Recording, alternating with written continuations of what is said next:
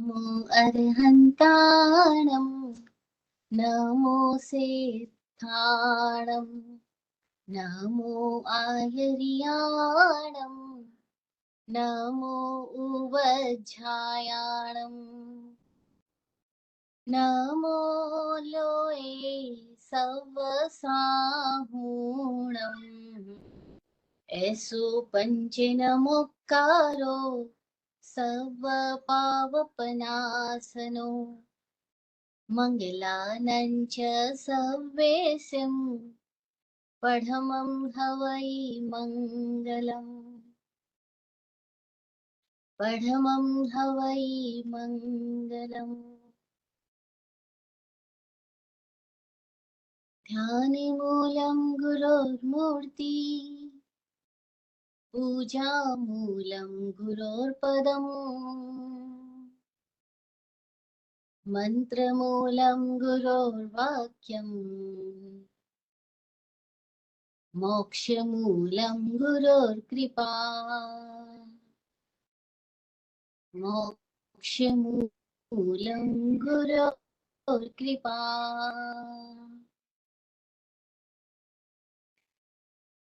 चरम तीर्थंकर समण भगवान महावीर स्वामी को वंदन नमन। चतुर्वेद तीर्थ को प्रणाम। समस्त भव्य आत्माओं की भव्यता को प्रणाम। मोक्ष शास्त्र के रचयिता वाचक उमा स्वाति जी की प्रज्ञा को कोटिशः प्रणाम।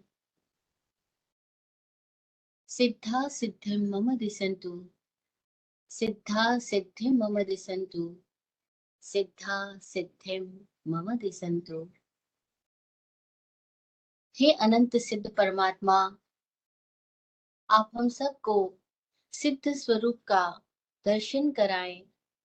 हम सबके भीतर मौजूद सिद्ध अवस्था, अरहत अवस्था उजागर हो,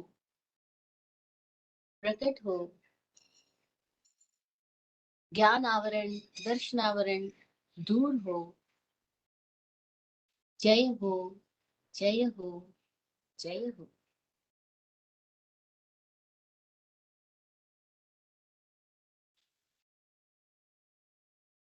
नॉर्थ कैरोलिना के स्वाध्याय संघ की भी जय हो।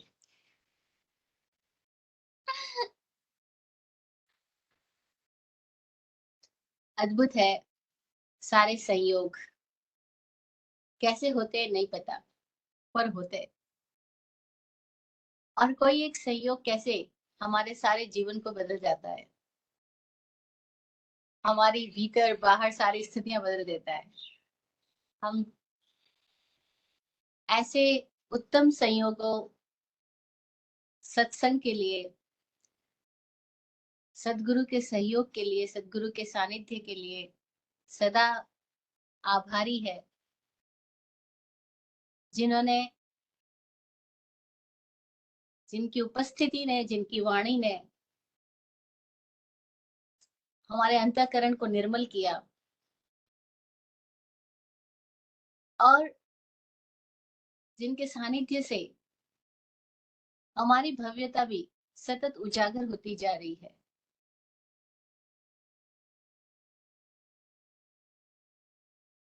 ऐसे मुक्त अनुबंधी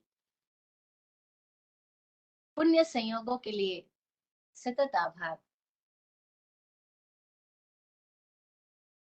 पुण्यानुबंधी तो सबने सुना, पापानुबंधी सुना, हमें बोल रही मुक्त अनुबंधी, जो हमें मुक्त की ओर ले जा रहे हैं, हमें मुक्त करा रहे हैं सतत। धन्यभागी है हम कि हमें ऐसे मुक्त पुरुषों का सानिध्य, उनकी वाणी, सत्संग बहुत सहजता से मिल रहा है।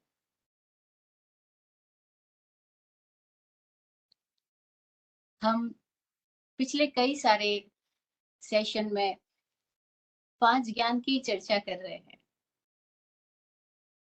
और विद्वान लोगों की खूबी होती है कि वो बाल की भी खाल निकालते रहते हैं। हर एक बाल यानी हर एक शब्द की भी कितने सारे अर्थ बताते जाएंगे, कितनी उसकी व्याख्या करते जाएंगे। अब बाल ही जिसके ना उसकी खाल कैसे निकालेंगे, ये भी एक सवाल है। जिसके बाल ही नहीं है उसके फिर खाल ही खाल है। और ये मजेदार बात है।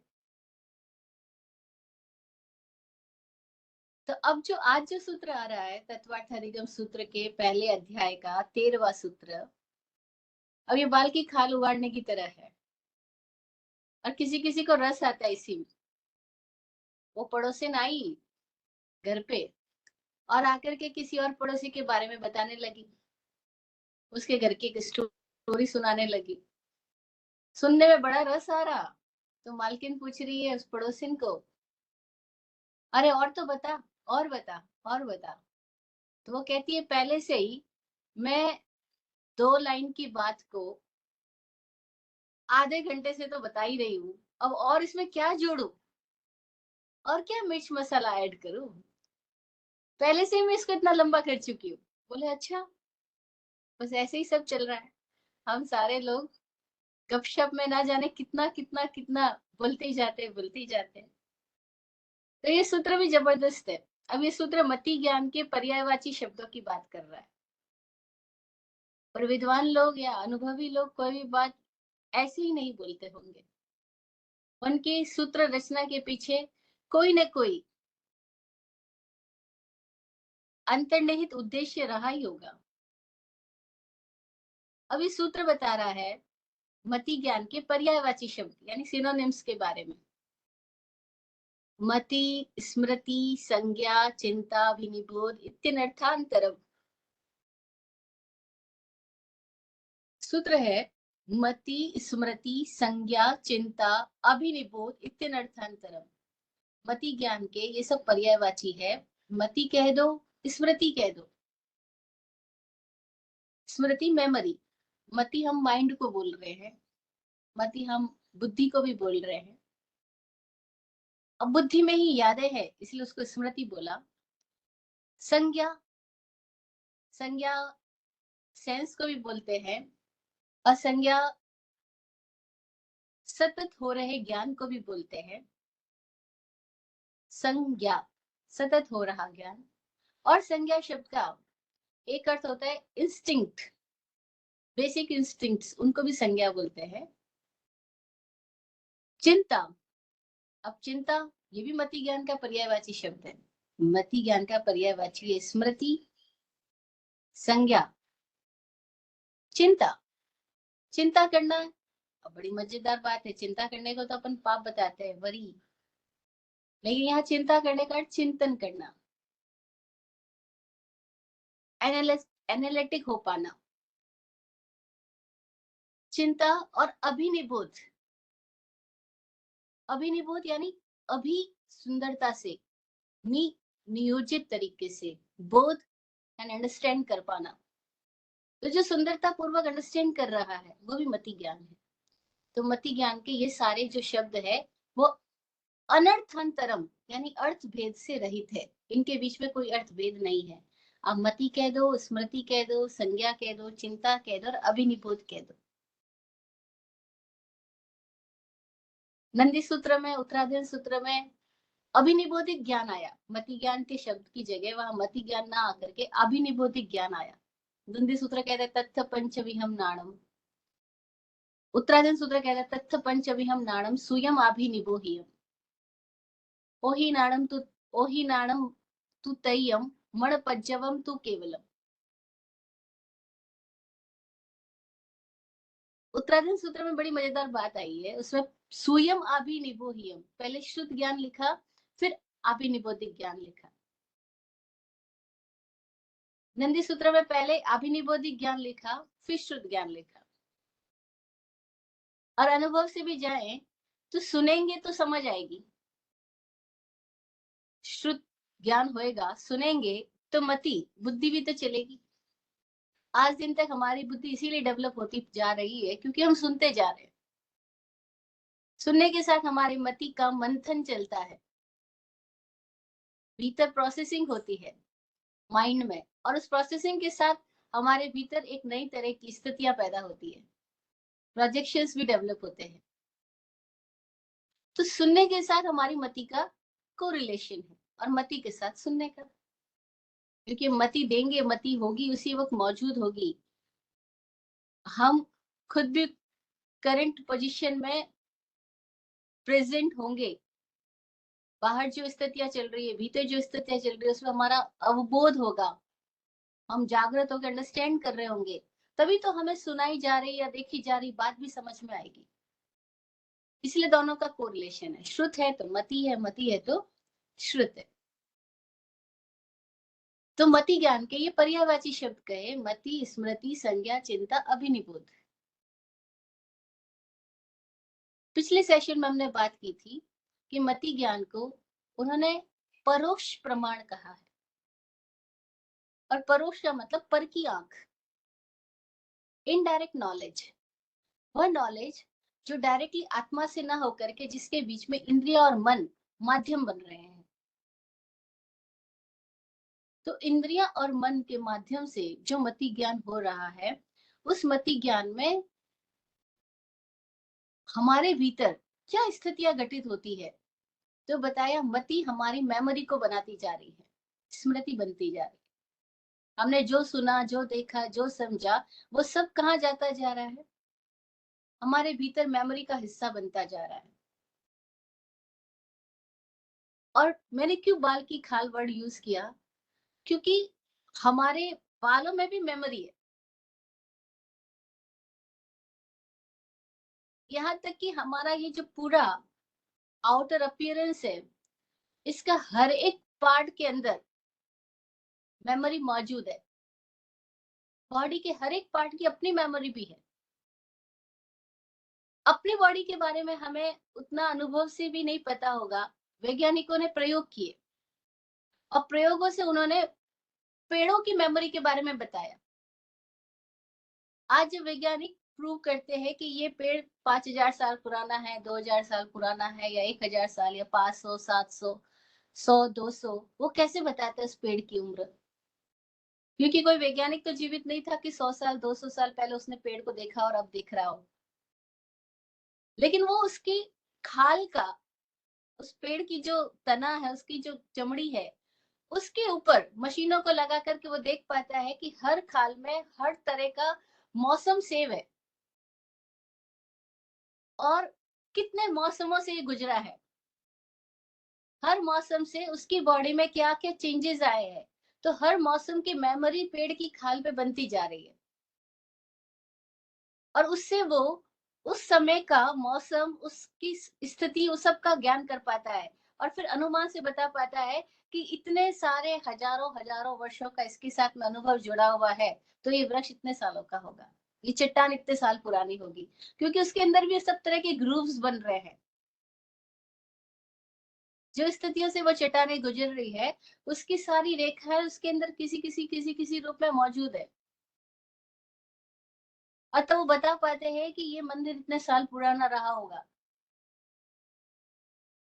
और वहां तो सेम बॉडी है, लेकिन उसके बाद भी सेम नहीं है, क्योंकि हर मौसम के साथ सब कुछ बदल रहा है।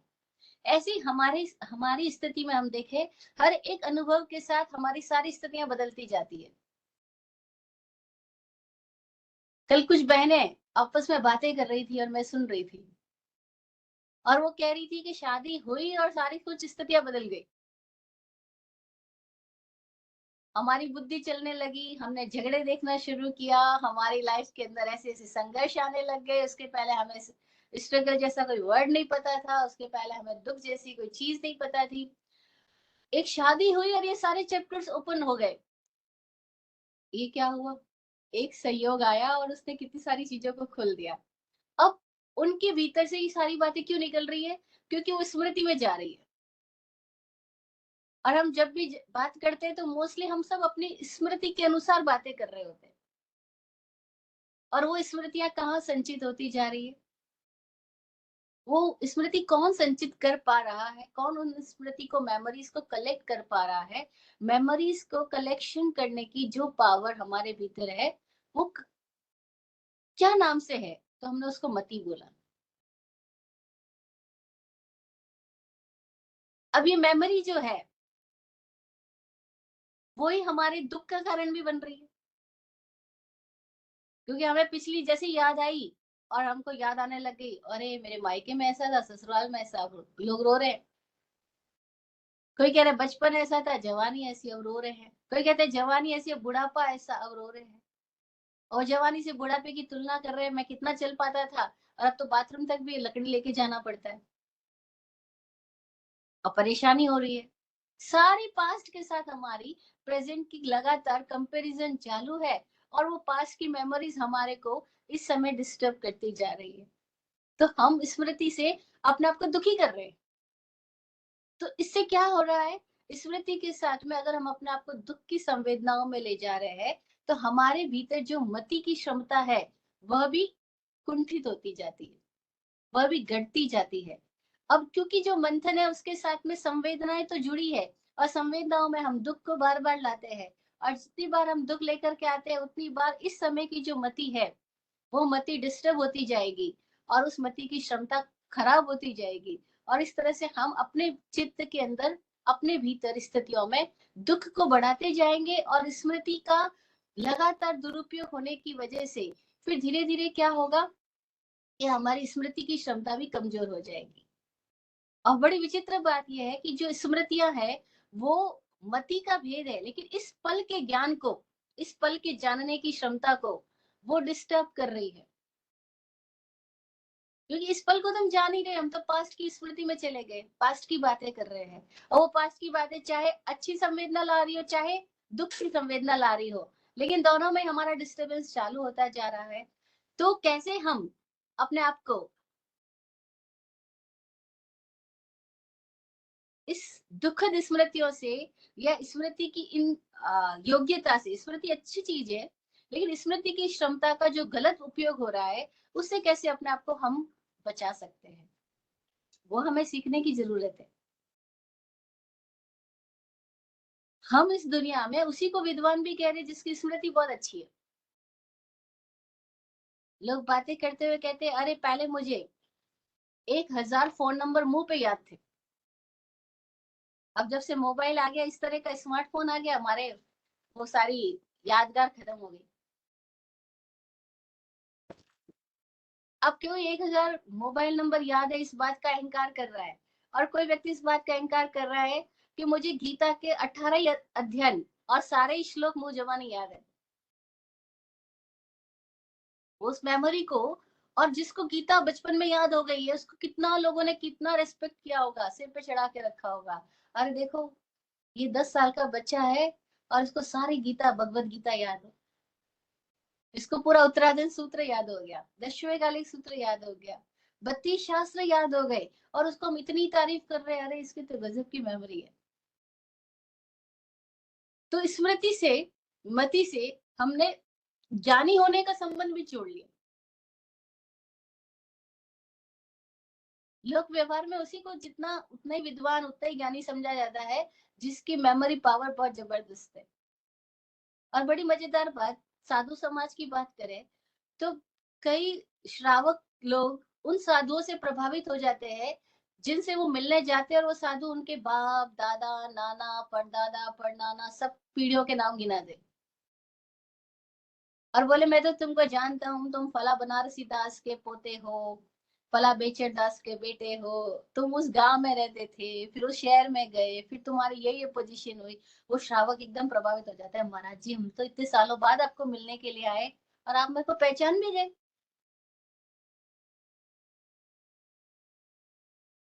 और फिर इस बात से जब तारीफ मिलने लगी तो बहुत सारे महाराज साहब लोगों ने तो यही अपना अच्छा सा बिजनेस बना लिया कि कैसे वो सब लोगों का परिचय बढ़ाए, कैसे सबकी बाप दादा पीढ़ियों का नाम याद रखे, और जैसे ही मिले वैसे ही उसको बताए और इस तरह से अपना प्रभाव जमाए। हमारे पास भी लोग आते पूछते आप पहचान गए, मैंने कहा पहचानने की जरूरत है, इस क्षण देख रही हूँ, पीछे की जाने की क्या जरूरत है। इस क्षण आप सामने हो, आपको देख रही हूँ तो आपको समझ पा रही हूँ। आपके बाप दादा को मुझे जानने की आवश्यकता ही नहीं है, आपके अंदर सब कुछ समाहित है, और मुझे कोई मेमोरी नहीं आपके, और मुझे जरूरत भी नहीं। तो वो लोग कहते हैं कैसे अजीब से मरा साहब है, हम दूसरे मरा साहब के पास जाते हैं उनको तो सब याद रहता है। मैंने कहा बहुत अच्छी बात है।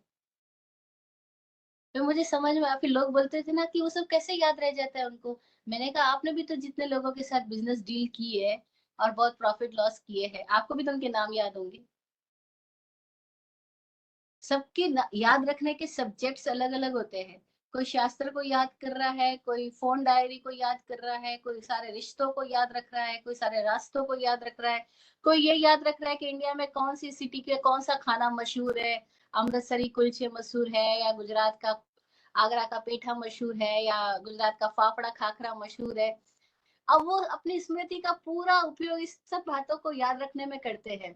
और तब क्या होता है, उनकी स्मृति इतनी हैवी हो गई है कि जहां भी बैठेंगे वो पास्ट की सारी बातें, क्योंकि जो मेमोरी में इन गया है वो आउट तो होगा, अब बस वही बातें निकलती जाएगी और लोग उसी के साथ टाइम पास करते जाएंगे और फिर बोलते हैं यार ज्ञान क्यों नहीं होता। तो स्मृति को मति बोला है, लेकिन स्मृति जो है हकीकत में मति का मतलब तो प्रेजेंट में हम जो समझ पा रहे हैं, जो देख पा रहे हैं, बुद्धि से जो प्रेजेंट में ग्रहण कर पा रहे हैं। तो मति तो वर्तमान विषयक ज्ञान है और स्मृति अतीत विषयक है, पास्ट को कनेक्ट कर रही है। लेकिन उसके बावजूद भी हम स्मृति बेस्ड इतने ज्यादा जीते हैं कि मति को हम खुद ही जागृत नहीं होने देते, मति का उपयोग ही बहुत कम कर पाते हैं, हम तो स्मृतियों में ही ज्यादा रहते हैं। मति मतलब प्रेजेंट में आप देख पा रहे हो, सुन पा रहे हो, समझ पा रहे हो, प्रेजेंट को ग्रहण कर पा रहे हो, दैट्स कॉल्ड मति। लेकिन हमारी इस मति में ही एक क्वालिटी है कि वो स्मृति में भी जा सकती है। और तब क्या होता है, हम मति को प्रेजेंट में रखने की बजाय, माइंड को प्रेजेंट में रखने की बजाय माइंड को पास्ट के साथ कनेक्ट करके रखते हैं। और वो कनेक्ट है ही, लेकिन हमारा पूरा फोकस पास्ट में ज्यादा रहता है। और जब पास्ट में ज्यादा रहता है तो फिर हमारी जो प्रेजेंट की स्थितियां है वो डिस्टर्ब होती जाती है, पर हमें पता ही नहीं चलता कि हम क्यों डिस्टर्ब हो रहे हैं। कितने लोग केवल इसलिए दुखी है। मैं ये स्टोरी तो बहुत बार बहुत लोगों के साथ शेयर किया है कि मेरे सामने एक बार एक लेडी इतना दुखी, इतना दुखड़ा, रोई जा रही, रोई जा रही, रोई जा रही, सारी स्टोरी सुनाई जा रही अपनी सासू के लिए। तो मैंने उनको बोला, मैं कि मैं तो आपके घर पे इतनी बार आई, मैंने आपकी सासू को देखा नहीं, वो रहती कहाँ पर है। तो बोले उसको मरे हुए तो 10 साल हो गए।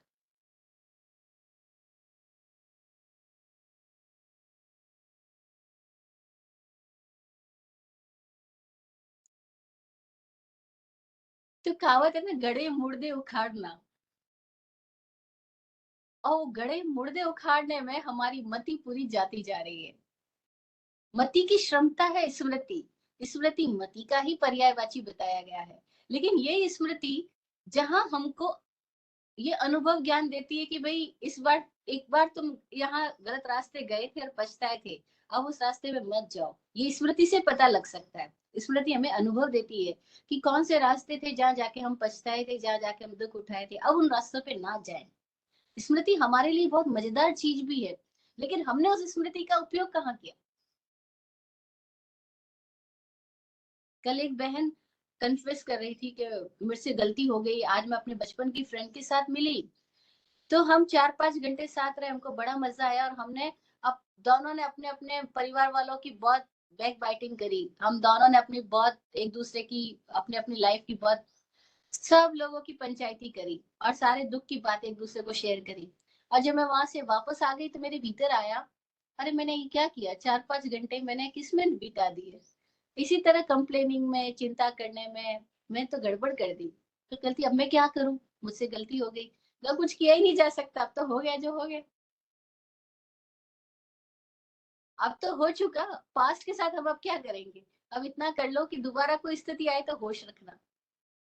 उससे ये सीख ले ली हमने कि मैंने ये 4-5 घंटे वेस्ट किए सबकी बुराइयां करके, अपनी सास, ननद, पति, बच्चे, ये वो एक्स वाई जेड।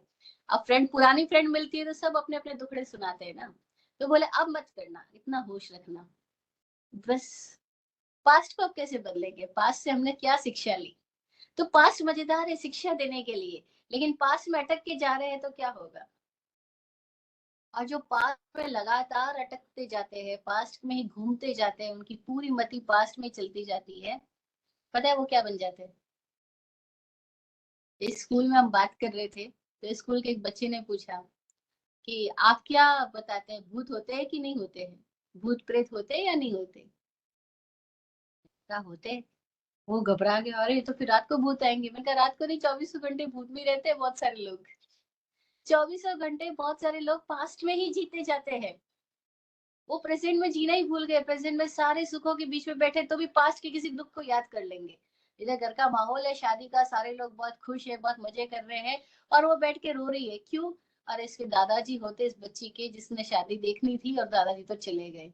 वो बच्ची की शादी देखे बिना चले गए, वो मन में सपना लेके चले गए, दादाजी नहीं, इसलिए मुझे उनकी उनकी याद में रोना आ रहा है। तो हम क्या कर रहे हैं? हम पास्ट को बीच में ला करके रोए जा रहे हैं, दुखी हुए जा रहे हैं, पास्ट को बीच में लाके झगड़ा किए जा रहे हैं। और पति पत्नी के झगड़े तो मोस्टली, एक झगड़ा अभी शुरू हुआ और सारे पास्ट के ग्रंथ खुल जाएंगे। 20 साल पहले आपने ऐसा कहा था, आपको याद है अभी? उस समय अपन घूमने गए थे तब भी आपने झगड़ा किया था। वो सारी पिछले चिट्ठे बाहर आ जाएंगे। और जैसे ही हम पास्ट में गए, हमने क्या किया? ये जो मति है इसके ऊपर आवरण आ गया। इस क्षण का जो ज्ञान हो रहा था, इस क्षण की जो सजगता आनी थी, इस क्षण में जो मौज आनी थी, वो नहीं आ पाएगी, क्योंकि हमने मति का ही एक स्मृति में प्रयोग करना शुरू किया, और उसमें भी हमने कितने सारी संवेदनाएं जो दुख की थी, उसको आदमी, दुख को भी आदमी खजाने की तरह सुरक्षित रखता है।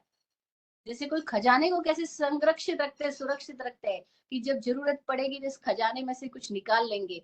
ऐसे हमने दुखों का खजाना अपने भीतर इतना गाड़ करके रखा है, इतना इकट्ठा करके रखा है, कि जरा मौका मिले हम सारे दुखों की स्टोरी बाहर निकालना शुरू करेंगे। और जब बातें करेंगे तो इस तरह से बातें करेंगे, अरे तूने क्या दुख देखा, मैंने कितना देखा है। और दुखों के साथ भी अपना ईगो, अहंकार, उसमें भी बड़े मजा आता है, रस ले लेकर के लोग दुखों की बातें करते हैं। एक बार मैं कहीं बात करी थी, मैंने कहा जितने भी बार मिलो आपस में कोई दुख की बात मत करना, पास में मत जाना। तो उनमें से कुछ लोग बोले फिर हम बात ही क्या करेंगे, ये तो बातों के मुद्दे ही खत्म अगर हम दुख की बात ना करें और पास्ट में ना जाए। तो आदमी कहीं ना कहीं से, अब अपने घर के दुख अगर नहीं है ना, घर में कोई दुख नहीं है, तो वो बातें क्या करेंगे? कहेंगे राजनीति में कितना कुछ गड़बड़ चल रहा है। अरे भाई तुम यहाँ कमरे में बैठ के कौन सी देश की राजनीति बदल दोगे? ना तुम्हारे पास कोई राइट्स है, और जो राइट्स है उनका तुम उपयोग करते ही नहीं हो। तो फिर तुम क्यों बात किए जा रहे हो? लेकिन इसी में रस आ रहा है। भाजपा क्या कर रही है, कांग्रेस क्या कर रही है, मोदी सरकार नया क्या करने जा रही है, सब क्या हम, हमें बातें करनी है बस। और इस तरह से हम इस मेमोरी पावर का, इस माइंड पावर का कहाँ कहाँ मिस यूज करते जा रहे हैं। We are not aware for this. तो ये बात क्यों बोल रही हूँ, ताकि कहीं हमें पता लगे कि मति को स्मृति भी कहा है, लेकिन मति जैसी स्मृति में जाकर के दुखों की बातों के साथ में संलग्न हो जाती है, एसोसिएट हो जाती है, दुखों की अनुभूतियों में चली जाती है, दुख की फीलिंग्स में जीती जाती है, उतनी उतनी मति घटती जाती है, मति की क्षमता कमजोर होती जाती है। और आप देखो बहुत दुखी रहने वाले लोगों की मेमोरी, कोई पर्टिकुलर पॉइंट्स की मेमोरी बचती है, बाकी की मेमोरी भी डिस्टर्ब हो जाती है, बाकी की मेमोरी भी खत्म होने लगती है, वो लॉस्ट होने लगते हैं। और फिर क्या होता है, जहां है वहां से वो लॉस्ट है, गायब है। और तब जिंदगी लगातार भूलों का भंडार बनती चली जाती है। हम भूल पे भूल किए चले जाते हैं, क्योंकि हम वहां है ही नहीं जहां हम है। और जब कोई आदमी ड्राइविंग कर रहा है और उस समय उसका उपयोग, उसका अवधान, उसका अटेंशन वहां पर नहीं है, तो क्या करेगा? एक्सीडेंट। ऐसे हम चलते जा रहे हैं, कहीं ठोकर खाएंगे, कहीं सामान गिराएंगे, कहीं टक्कर लगेगी, हम बोलेंगे, और फिर कोई ऐसी स्थिति पैदा होगी कि झगड़ा फसाद पैदा हो जाएगा। अभी बार बार होता है, और बार बार हो रहा है, इसका मतलब क्या हुआ? कि हम वही वही भूले बार बार कर रहे हैं। तो हमने इस मेमोरी का, मेमोरी से जो सीखना चाहिए था, जो लेना चाहिए था, जो सही रास्ते का इसका उपयोग करना चाहिए था, वो ना करके हमने इस मेमोरी का सारा, मेमोरी को करप्ट भी किया और मिस यूज भी किया। मति स्मृति है, मति और स्मृति को पर्यायवाची बोला है। इसीलिए जो जाति स्मरण ज्ञान है वो भी मति ज्ञान का ही भेद है। और जाति स्मरण ज्ञान का मतलब होता है अपने ही भूत के सारे जन्मों की याद आ जाना। यानी हमने जो पास्ट में जहां जहां जन्म लिया, जहां जो स्थितियों में हम रहे हैं, उन सब की याद आ जाना, उसको जाति स्मरण ज्ञान कहा है। और जैसे हमने बात की वृक्ष की छाल में उसके सारे मौसम मौजूद है, ऐसे ही हमारे डीएनए में, हमारे बॉडी सेल्स में, हमारे पास्ट के सारे बर्थ का भी इम्प्रेशन मौजूद है, हमारे माइंड में मौजूद है। हमारे माइंड में अपने जितने हमने पास में बर्थ लिए, उन सब के इम्प्रेशंस, उन सब की फाइल्स, उन सब के भी इम्पैक्ट मौजूद है। पर कॉन्शियसली अभी हम उससे कनेक्ट नहीं, हमें नहीं पता कि हमारे भीतर क्या क्या मौजूद है। लेकिन जरा हम कोई एक ऐसी पोजीशन में जाए, कोई अपने साथ प्रयोग करे, तो हम अपने पिछले जन्मों को भी याद कर सकते हैं, जान सकते हैं। जाति स्मरण की क्षमता भी हमारी मति में मौजूद है, इसलिए मति को स्मृति भी कहा। भगवान महावीर स्वामी ने अपने समय में बहुत सारे लोगों को उनके अपने पिछले जन्मों में उनको लेकर के गए और उनको याद दिलाई कि तुम पिछले जन्म में क्या क्या थे, कौन कौन थे। आज जो हमारे पर्दे पर चीजें दिखाई दे रही है, जैसे हम पर्दे पर कोई मूवी देख रहे हैं, तो मूवी इस समय रिलीज हो रही है, और रिलीजिंग से पहले वो रिकॉर्ड भी तो हुई है। और जो रिकॉर्ड हुई है, वो इस पर्दे पर नहीं हुई है, वो न जाने कौन से प्लेटफॉर्म पे हुई है, कितने सारे प्लेटफॉर्म्स पे हुई है। उतने सारे प्लेटफॉर्म से इतने सारे एक्शंस लिए गए, इतने सारे दृश्य इकट्ठे हुए, और तब वो कहीं उन सब का तालमेल बन करके एक मूवी हमारे सामने 3.5 घंटे की जो हम देखते हैं, 3 घंटे की जो मूवी देखते हैं, उसको बनने में हम देखते हैं किसी को 10 साल, किसी को 50 साल, 20 साल, 5 साल, 2 साल, जितने भी लगे। उसमें कितने सारे अलग अलग सीन्स रहे होंगे, और वो सबको कुछ एक कॉम्बिनेशन होकर के आज मूवी हमारे सामने आई। तो जो आज हमारी ये लाइफ है, इसमें जो कुछ भी घटनाएं रिलीज हो रही है, जो भी हम देख रहे हैं, जो भी स्थितियों में हम आ रहे हैं, इस सब की रिकॉर्डिंग्स हमारे भीतर पड़ी है। अगर हम रिकॉर्डिंग के टाइम में कोई, मैं जब बच्ची थी और बॉम्बे जब पहली बार घूमने गए, तो मुंबई दर्शन बस में गए, तो मैं अपने मम्मी पापा को बोली मुझे वहां भी लेके जाओ जहाँ मूवी की रिकॉर्डिंग होती है, जहाँ फिल्में बनती है। जैसी मैं ये बात बोली, तो जो बस में ले जाने वाले लोग थे, उनमें से एक भाई बोला, बेटा अगर तुमने एक बार मूवी बनते देख लिया ना, फिर मूवी देखने का रस खत्म हो जाएगा, तो फिर तुमको मूवी देखने का कोई मजा, कोई चाम ही नहीं बचेगा, तुम कभी मूवी नहीं देखोगी, तो तुमने मूवी को बनते हुए देख लिया तो। और ये बड़ी मजेदार बात उस भाई ने बोली। आज भी यही बात है। अगर हमने ये देख लिया कि हमारा ये निर्माण क्यों क्यों कैसे कैसे हुआ, जो मैं इस तरीके की हूँ, इसका निर्माण क्यों क्यों कैसे कैसे मैंने कब कब कहाँ कहाँ किया, मेरी इस लाइफ में जो घटनाएं हैं, इन सारी घटनाओं की ये सारी स्थितियां कैसे निर्मित हुई, इतना मजा होएगा कि जो मुझे सारी रिकॉर्डिंग से दिख जाएगी, तो प्रेजेंट में जो मेरा अटैचमेंट है, जो कनेक्शन है, जो पागलपन है, जो बेहोशी है, जो कंप्लेन्स है, वो सारी गायब हो जाएगी। अगर पहले से पता लग गया कि इस नाटक में सारा मैंने ही असाइनमेंट किया था, मैंने अपने आप को इस भूमिका में चुना था, उनको उस भूमिका में चुना था, और ये सारे डायलॉग्स मैंने इस तरह से नरेट किए थे, अरे फिर तो मजा ही आ गया, फिर मेरे को सारी चीज नाटक लगने लग जाएगी।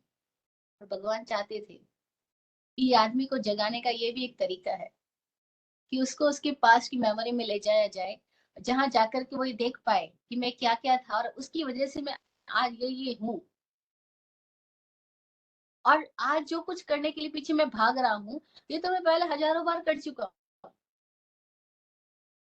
भगवान के समय में राजतंत्र था, राजा लोग आपस में लड़ाई करते थे, युद्ध करते थे, राज्य पाने के लिए, स्त्री पाने के लिए, धन वैभव पाने के लिए, सत्ता पाने के लिए, आज भी कर रहे हैं। खैर आज दूसरी तरीके से बात, तो वो सेम स्टोरी चल रही है, कुछ बदल नहीं रहा है।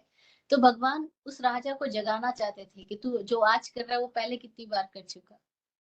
उस मुनि को जगाना चाहते थे कि तू छोटे से कष्ट से भाग रहा है, तूने कितने कष्ट झेल लिया, अभी तो देख।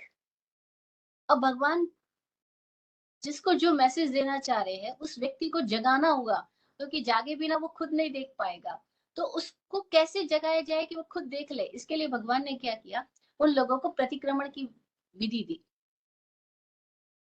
प्रतिक्रमण की विधि में क्या होता था कि व्यक्ति जहां है वहां से अपने पास्ट की मेमोरी में जाता जाए, वो पिछली यादों में जाए और वो पिछली यादों के दरवाजे खोले। ये ठीक ऐसे ही था जैसे कोई मंदिर के गर्भगृह को खोले, तलहटी में जाए, तलघर में जाए, तो क्या होगा, अब उसके भीतर भीतर भीतर भीतर क्या क्या इकट्ठा है वो सब निकलता जाएगा। तो बाहर की जो प्रतिमा दिख रही है, जो मंदिर दिख रहा है, और उसका तलघर में जाओ तो बिल्कुल डिफरेंट स्थितियां हैं। ऐसे ही आदमी अपने तलघर में जाए, अपने बेसमेंट में जाए, अपने पास्ट में जाए, और जैसे जैसे वो अपने पास्ट में जाता जाएगा, उसको अपने वो जन्म याद आएंगे जिसमें उसने ये सारी स्टोरीज को रिकॉर्डिंग किया था। तो उसको पता लगता है, अरे मैं कभी हाथी था, जंगल में आग लगी थी, मैंने एक खरगोश की रक्षा के लिए अपने पैर को उठा के ही रखा था, और 3 दिन रात तक जब मैं इतना कष्ट वहां झेल पाया हूँ, तो यहाँ पर मैं एक छोटी सी टक्कर लगने से दुखी हो रहा हूँ, नाराज हो रहा हूँ कि अरे मैं एक साधु बना हूँ, आज मेरे को सोने के लिए ऐसा कमरा मिला जिसमें मेरा लास्ट नंबर है। बाकी सारे साधु जब उठ के जाते हैं, मेरे को गलती से उनकी ठोकर लगती है और मेरे को ये कष्ट सहन नहीं होता कि मेरे को टक्कर मार के क्यों गए। और तब तो मैंने इतने कष्ट देखे थे और उस समय भाव किया था कुछ, और वो पोजीशन से आज मैं इस स्थिति तक यहाँ तक पहुंचा हूँ। वो अपने पास्ट और आज को कंपेयर करके ये अंडरस्टैंडिंग उसके भीतर डेवलप हो जाती है कि मैं किस चीज में अटक रहा हूँ। अरे मैं एक स्त्री के पीछे पागल हुआ जा रहा हूँ, मुझे लग रहा है यही मेरा जीवन है, यही मेरा सब कुछ है, अगर ये नहीं है मेरी लाइफ में तो मेरी लाइफ खत्म।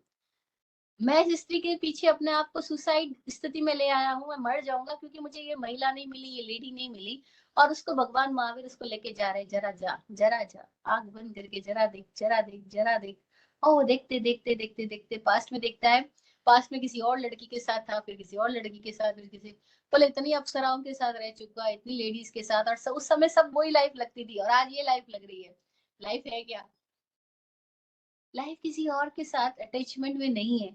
और उसको समझ आ गई, उसकी आंख खुल गई, अरे ये सब तो सपना है, इतने सारे सपने में देख चुका हूँ, अब क्या। तो उसको वैराग्य पैदा। अब ये वैराग्य उसकी अंडरस्टैंडिंग कैसे बन पाया, क्योंकि अब उसने अपने ही अनुभव से जान लिया कि आज मैं जिसके पीछे पागल हो रहा हूँ, ऐसे तो मैं सैकड़ों बार पागल हो चुका हूँ, और तब भी मैं नहीं मरा, लोग मरते गए। सब आना जाना लगा है, यहाँ सत्य क्या है, तो खोज पैदा हो पाई। तो भगवान ने प्रतिक्रमण की साधना के द्वारा जाति स्वर्ण के प्रयोग करवाए, और जाति स्वर्ण के प्रयोग से उनको अपने पिछले जन्मों की स्मृतियां आई, और उन स्मृति से वो जाग पाए। और तब ये साधना थोड़ी रिलेवेंट थी। क्यों रिलेवेंट थी? क्योंकि आदमी अपनी वर्तमान की स्थिति में इतना आ, आ, कहम था, उसको लगता था बस यही सब कुछ जिंदगी है, सत्ता मिल जाए, साम्राज्य मिल जाए, लोग मिल जाए, ये हो जाए, वो हो जाए, यही जिंदगी है। उसके भीतर मेमोरी बहुत ज्यादा उस पॉपअप नहीं होती थी। तो वो एक छोटी सी जैसे मेंढक हो और वो कुएं में ही अपने आप को खुश मान ले, और उस मेंढक को ऐसा सपना दिखाया जाए और सपने से उसको याद आ जाए कि मैं तो कभी तालाब में था। अब जैसे उसको तालाब की मेमोरी आती है, अब उसको कुआं कैसे लगेगा? अब उसको कुआं सालेगा, वो कुएं की दीवारों से बाहर आना चाहेगा। तो उसको उसके पास्ट की मेमोरी से उसमें होश आए, जाग आए। इसलिए भगवान ने जाति स्मरण के प्रयोग कराए कि किसी भांति इनको जाग आ जाए कि तुम यहीं पे निश्चिंत मत रहो। देखो तुम आज जिसको मान के बैठो ये जीवन है, ऐसे जीवन को तो तुम कितनी बार देख चुके हो। आज जिनको तुम मान रहे हो कि ये कष्ट है, इससे कई गुना ज्यादा कष्ट को तो तुम देख चुके हो। याद करो अपने भीतर के नरक को। वो उन स्थितियों तक जिसके भीतर जो पोजीशन थी, उसके भीतर की वो स्थितियां जागी, और उनको अपने ही इतने सारे रूप दिखाई पड़े। अब स्थिति बदल गई। तो मेमोरी के मेमोरी को स्टिमुलेट करके आदमी की कुछ अंडरस्टैंडिंग डेवलप हो सके, इसके लिए उन्होंने जाति स्मरण ज्ञान के प्रयोग दिए। और जाति स्मरण ज्ञान जगाने के लिए प्रतिक्रमण एक वे था, एक रास्ता था। आज जाति स्मरण में जाने की जरूरत नहीं, क्योंकि आज ऑलरेडी हम सारे लोग मेमोरी से परेशान हैं। तब तो आदमी की मेमोरी कम थी, तो उसको कैसे उसकी पास्ट की मेमोरी से उसके अंदर अंडरस्टैंडिंग आ सके, इसके लिए प्रतिक्रमण का प्रयोग था। उस अर्थों में देखें तो आज प्रतिक्रमण इररिलेवेंट है। आज प्रतिक्रमण की जरूरत ही नहीं, और आज जो प्रतिक्रमण के नाम पे किया जा रहा है वो तो प्रतिक्रमण है भी नहीं, वो तो पुनरावर्तन है। इसको प्रतिक्रमण ना कह के पुनरावर्तन, रिपीटेशन कहना चाहिए, कि हमने कुछ चैप्टर्स रट लिए हैं और उनको हम उनको टाइमली रिपीट करते और हम कहते हैं ये प्रतिक्रमण हो गया। दैट्स नॉट प्रतिक्रमण। प्रतिक्रमण का मतलब था अपने ही अतीत में हुए सारे अतिक्रमण में जाना। प्रति, लौटना। प्रति यानी लौटना। कहाँ लौटना? जहां जहां हमने अतिक्रमण किया है उसकी तरफ जाना। जैसे हमने ये मूवी की रिकॉर्डिंग की, उसको देख पाना, और जो रिकॉर्डिंग को देख लेगा वो रिलीजिंग से फिर डिस्कनेक्ट आराम से हो पाएगा। तो प्रतिक्रमण एक उपचार के रूप में, एक थेरेपी के रूप में था, कि किसी तरह से इस आदमी की भीतर से जो क्लिंगिंग है, जो अटैचमेंट है, जिसकी बेहोशी है, इससे वो कैसे जाग जाए। तो जगाने के लिए ये एक प्रयोग की विधि थी। आज क्या हो गया? आज जो हम प्रतिक्रमण कर रहे हैं, पहली बात तो वो प्रतिक्रमण नहीं है, वो खाली कुछ पाठ, कुछ क्रियाओं का कलेक्शन है, और उसको हम रिपीट एंड रिपीट करते जाते हैं, जिसमें हमारा कोई होश नहीं, जिन शब्दों के साथ हमारा कोई तालमेल नहीं है, वो खाली हमने रट लिए हैं। और वो मिच्छामी दुक्कड़म, मिच्छामी दुक्कड़म, मिच्छामी दुक्कड़म का वर्ड मीनिंग नहीं पता, मिच्छामी दुक्कड़म किस बात का हो रहा है ये नहीं पता, हो ही नहीं पा रहा है। भूलने को बोल रहे हैं, वो कुछ नहीं पा रहा।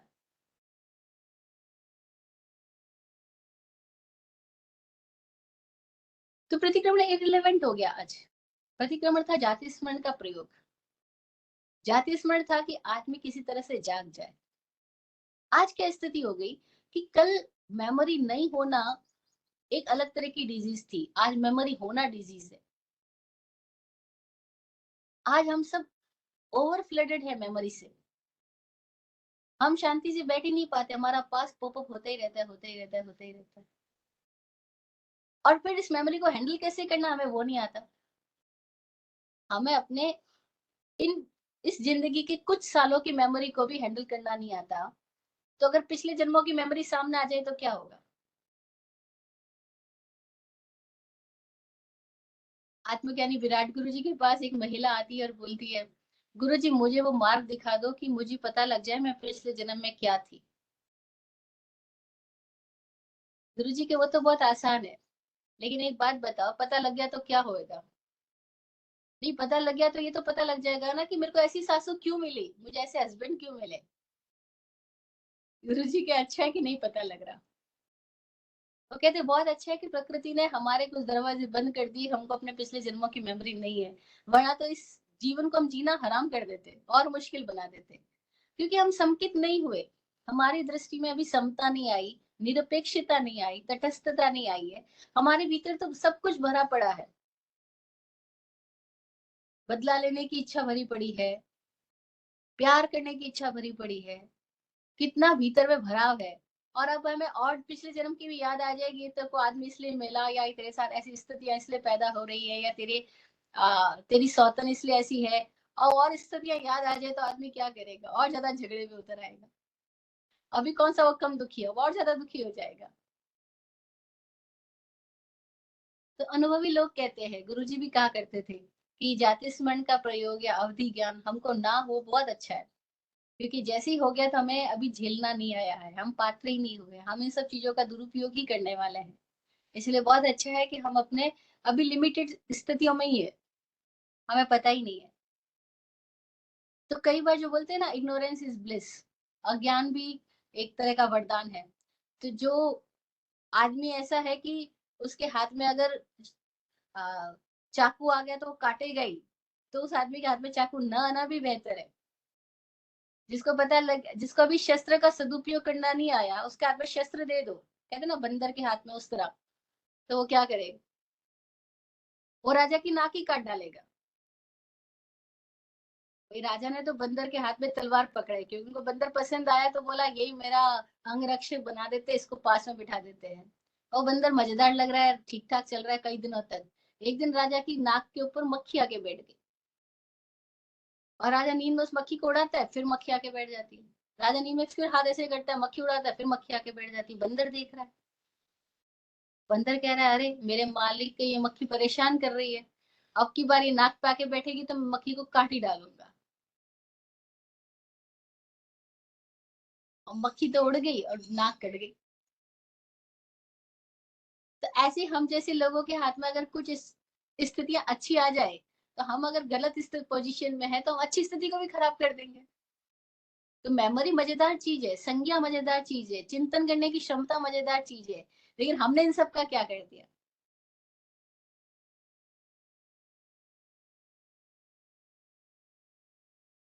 हमारे हाथ में शास्त्र भी आ गया तो हमने क्या किया, शास्त्र से अपनी मुक्ति के दरवाजे नहीं खोले, हमने शास्त्र से शास्त्रार्थ किए।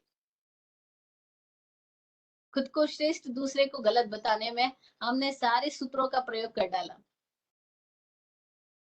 एक भाई आते हैं हमारे को मिलने के लिए, जब हम बॉम्बे जाते हैं तो वो विगनिज्म का बहुत ज्यादा प्रमोट करते हैं।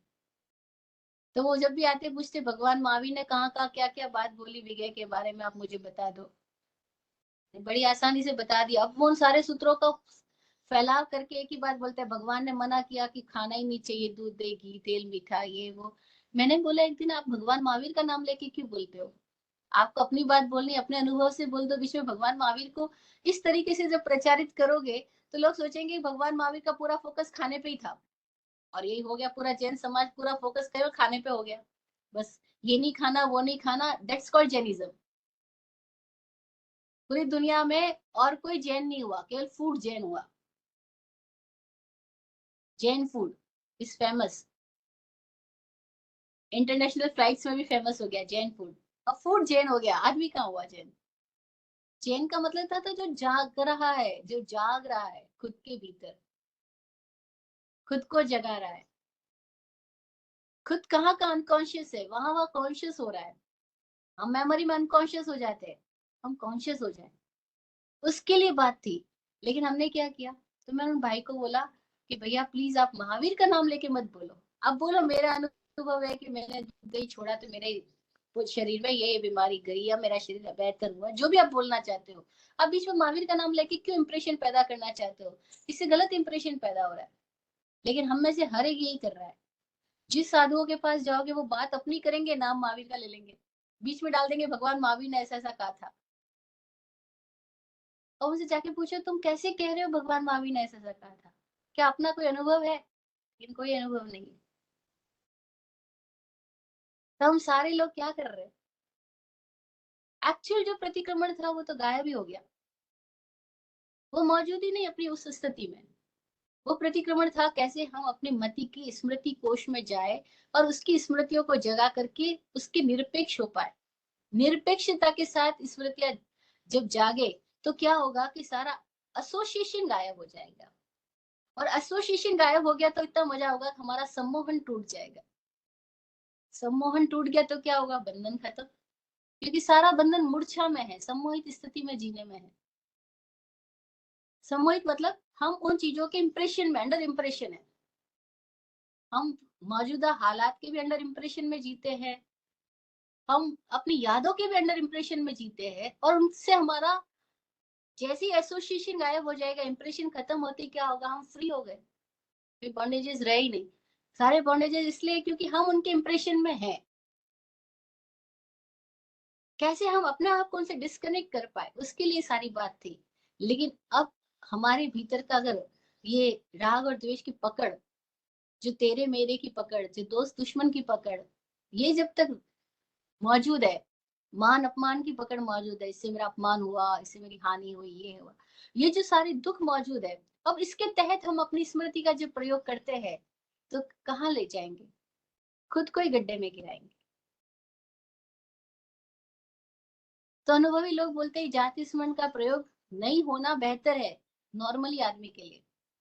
क्षमता सबके अंदर है, लेकिन इस कोष को खोला गया। भाई आप अपने स्टोर रूम को खोलोगे तो क्या निकलेगा, जिसको बहुत सालों से बंद करके रखा है, उस स्टोर हाउस को अगर खोलोगे तो स्टोर हाउस में जो कुछ स्टोर है, जैसी मेमोरीज स्टोर्ड है, वो सब निकलेगी। और तब झेल नहीं पाएंगे, बदबू आएगी तो झेल नहीं पाएंगे, फिर क्या करेंगे? बीमार होंगे, गुस्सा करेंगे, झगड़ा करेंगे, तो और मवाद फैलाएंगे। तो जाति स्मरण का प्रयोग जो प्रतिक्रमण के तौर पे किया जाता था, आज इसलिए हमारे लिए उपयोगी नहीं रहा। स्वामी जी ये बात बार बार कहते हैं कि ये इरिलेवेंट हो गया प्रतिक्रमण। आज अगर भगवान महावीर स्वामी आ भी जाए तो वो प्रतिक्रमण की साधना नहीं देंगे, क्योंकि वो बीमारी नहीं है। पहले वो एक बीमारी का उपचार था, आज वो बीमारी हमारी नहीं है, आज हमारी बीमारी उसकी ऑपोजिट हो गई है। पहले मेमोरी कम होने से आदमी को मेमोरी में ले जाया जाता है, तुम जागो। आज हम मेमोरी से ऑलरेडी बीमार है, तो हमें मेमोरी में जाने की जरूरत नहीं है। तो आज की क्या साधना हो? आज की साधना ये हो कि कैसे हम इस माइंड के मेमोरी की पोजीशन से अपने आप को डिसएसोसिएट होके देख पाए। आज जितनी मेमोरी उससे कैसे डिसएसोसिएट हो जाए, उसके लिए हमें कुछ प्रयोग करने होंगे। और तब मजेदार बात क्या होगी कि जैसी स्मृति के साथ, मेमोरी के साथ हमारा एसोसिएशन गायब हो गया और वो मेमोरी के अंडर इंप्रेशन में हम नहीं जाएंगे, तो क्या होगा? हम हल्के फुल्के होकर के वर्तमान में जी पाएंगे। और नहीं तो हमारी पोजीशन क्या है, हम वर्तमान में जी नहीं पाते। वर्तमान में खड़े, वर्तमान में है, लेकिन वर्तमान को देख नहीं पाते। हम देखते हुए भी नहीं देखते, क्योंकि बीच में क्या आ जाता है? बीच में हमारा पास्ट आ जाता है। तो memory is a good thing, but memory becomes a bad. वो अच्छी चीज के लिए थी, लेकिन हमने उसको गलत चीज में प्रयोग कर लिया। अच्छी चीज में क्या थी कि अगर हमें हर दिन ही रास्ता याद करना पड़े, कि इस रास्ते में हर दिन ही रास्ता पूछना पड़े, तो हम पगला जाएंगे। हर दिन रास्ता पूछने की क्या जरूरत है? एक बार जान लिया, उसके बाद में उस मेमोरी के आधार पे चलो। लेकिन हमने उस रास्ते का उपयोग गलत, गड़बड़ दिशा में कर दिया। तो हमें ये समझना होगा, मति की क्वालिटी है स्मृति, मति का सिनोनिम है स्मृति। लेकिन अगर हम स्मृति को सही अर्थों में ना जी पाए, ना ले पाए, ना देख पाए, तो ये स्मृति हमारे लिए बेड़िया है। मेमोरीज ही हमारे लिए बॉन्डेजेस बन रही है। ये क्लैरिटी डेवलप हो जाए तो बड़ा मजा आ जाए। फिर अगर हमने कभी पास्ट की मेमोरी का उपयोग भी किया, तो इसलिए करेंगे कि हम प्रेजेंट में कैसे वो गलती ना करें जो हम पास्ट में कर चुके हैं। वो गलती जो हम एक बार कर चुके वो दोबारा ना करें, इसके लिए हमारी मेमोरी काम आए। That's good. मति स्मृति, स्मृति जाति स्मरण के लिए भी है।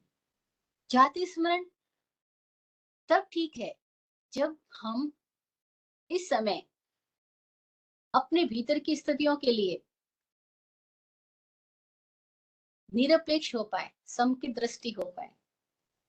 तो समकित दृष्टि के लिए ये ज्ञान ज्ञान है, मिथ्या दृष्टि के लिए यही अज्ञान है, यही दुख का कारण है। तो जब कहा गया इग्नोरेंस इज ब्लिस, वो इन अर्थों में ठीक था कि आदमी अगर खुद ठीक नहीं है, तो अगर उसने कुछ और जान लिया तो उसका और ही दुरुपयोग करेगा।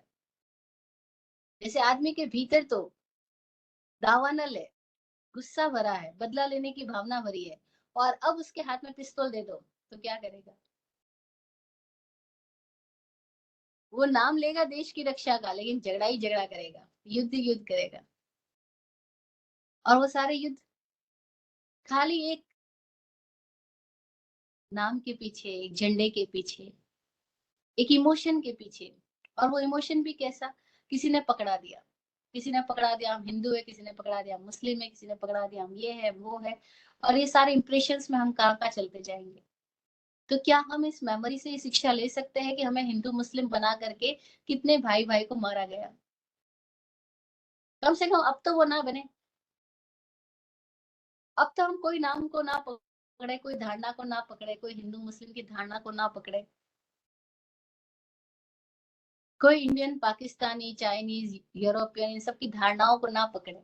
हम नॉर्मल इंसान की तरह क्यों ना रहे, जिसके ऊपर कोई लेबल ना लगाया जाए। ये सारे लेबल्स की वजह से हमने आज दिन तक युद्ध किए हैं। क्या हम इस लेबल्स को हटा करके नॉर्मल जी सकते हैं? क्या प्रेजेंट में अपनी मति का उपयोग कर सकते हैं? अगर मति प्रेजेंट में ये देखने लग जाए कि सारी धारणाओं ने आज दिन तक युद्ध कराए, झगड़े फसाद कराए, छोटे छोटे गुट पैदा करवाए, संप्रदाय पैदा करवाई, और इन संप्रदायों के बीच में हमेशा विद्वेष और तनाव बना रहा, तो क्यों हम ये सारी स्थितियों से बाहर ना आ जाए? तो मति का सही उपयोग कर ले, इस इतिहास से शिक्षा ले ले। स्मृति इतिहास की बात हो गई। इतिहास से शिक्षा ले ले कि इतिहास ने हमेशा इन सारी धारणाओं के साथ हमें झगड़ा करना सिखाया, हमें बेचैन बनाया, हमें असुरक्षित महसूस कराया। तो हम इन धारणाओं में अब नहीं जाएंगे। स्मृति से सुरक्षा लेके मति का सही उपयोग कर ले, तो कितनी मजेदार जिंदगी हो जाए। क्यों लोग लड़े? लेकिन हमारी मति को फिर स्मृति में ले जाया जाता है। बाप मरने से पहले कह के जाता है, देख फला हमारा दुश्मन है बिजनेस में, याद रखना। फला पड़ोसी हमारा दुश्मन है, सारा दिन तक हमारा बुरा किया, तो याद रखना। हम परंपराओं में अपना द्वेष दे जाते हैं, बदला लेने की भावना दे जाते हैं, खुद को श्रेष्ठ बताने का संस्कार दे जाते हैं, ताकि क्या, जैसे हमने खुद को बता दिया, हम गर्व से कहो हम ये है, बस तुरंत ही दूसरे लोगों के प्रति तो भेदभाव आ ही गया। तो ये हमारी स्मृति में क्या क्या डाला जा रहा है, हमें थोड़ा सजग होकर स्मृति को, मति का प्रयोग करके देखना होगा। तो कितनी मजेदार बात होगी कि हमारे को जो कुछ पढ़ाया जा रहा है उसमें अगर हम, जो कुछ सुनाया दिखाया जा रहा है उसमें अगर हम सजग होके इस ब्रेन का प्रेजेंट में उपयोग कर पाए, तो हम स्मृति से क्या लेना क्या नहीं लेना, कैसे इससे डिसएसोशिएट होना, वो समझ पाएंगे। और जिसका डिसएसोसिएशन हुआ और जिसके भीतर में ये अंडरस्टैंडिंग डेवलप हो गई कि मुझे किसी के अंडर इंप्रेशन में नहीं जीना है, बस वही अपनी मति का ज्ञान के रूप में उपयोग करेगा, अन्यथा मति भी अज्ञानी हो जाएगी। और जो अज्ञान है वो अप्रमाण है, जो ज्ञान है वो प्रमाण है। ज्ञान वो है जो सरल तरल रखे हमको, अज्ञान वो है जो हमें बोझिल बनाए, भेदभाव से भरे। अज्ञान वो है जहाँ हमारा फैलाव घट जाता है, हम सिकुड़ जाते हैं। ज्ञान वो है जहाँ हमारे बीच में कोई भेद ही नहीं बचता, हम विराट हो जाते हैं। हम अस्तित्व के साथ एकाकार हो रहे हैं तो हम ज्ञान दशा में हैं, और हम बट रहे हैं, छट रहे हैं, कट रहे हैं, तो हम अज्ञान दशा में हैं। अपनी स्थिति के प्रति हम सजग हो जाए, तो मति स्मृति संज्ञा चिंता विनिबोध इत्यनर्थांतरम, इनके बीच में कोई अर्थ भेद नहीं है। इसको मति कह दो, स्मृति कह दो, संज्ञा कह दो, चिंता कह दो, लेकिन कब अर्थ भेद नहीं है? जब मति और स्मृति ज्ञान रूप हो। अज्ञान रूप है तो भेद हो गया। तो कैसे हमारी मति स्मृति ज्ञान रूप हो जाए, इसके लिए आज हमने बात की। आज की बात को यहीं पे विराम देते हैं। किसी का कोई प्रश्न हो तो उसके लिए थोड़ा स्पेस बच सके। जय हो। आप फूलो फलो, वो जिंदगी मखमल मुलायम। आप फूलो फलो, वो जिंदगी मखमल मुलायम। आपकी हर खुशी पे है हमारी जान सदके। दुआ करते हैं चुपचाप दिल की थाप से हम। दुआ करते हैं चुपचाप दिल की थाप से हम। रहे जाते नवाजे हर घड़ी अरमान सबके।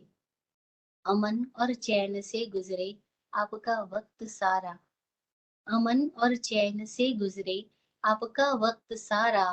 रुख पे खिलती रहे यूं रूह की मुस्कान खुल के। रुख पे खिलती रहे यूं रूह की मुस्कान खुल के। जय हो, जय हो, जय हो। सबका कल्याण हो।